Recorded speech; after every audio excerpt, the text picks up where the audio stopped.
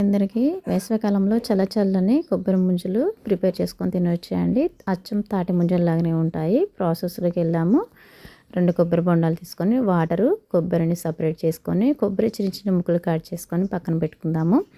Agar agar powder దొరికింది. Agar agar ఇలా కూడా చైనా గ్రాస్ అనే గడ్డి కూడా దొరుకుతుందండి. తీసుకొని చిన్న చిన్నగా కట్ చేసుకొని పక్కన పెట్టుకుందాము.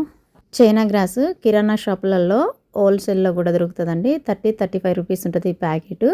పౌడర్ కూడా అవైలబుల్గా ఉంటుంది. కోకోనట్ వాటర్ తీసుకుంటున్నాను 2 గ్లాసులు. కట్ చేసిన చైనా గ్రాస్ని కూడా వేసి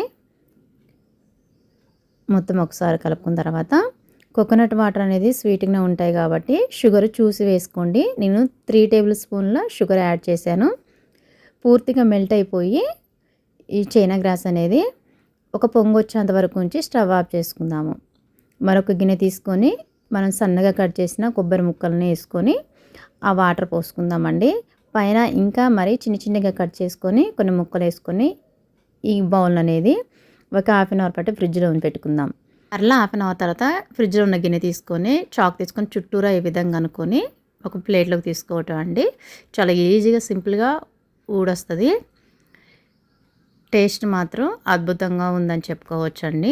ఈ కొబ్బరి వాటర్లో కూడా మనం ఇంకా ఫ్రూట్స్ని కూడా యాడ్ చేసుకొని ఈ విధంగా జల్లీలాగా కూడా చేసుకోవచ్చు.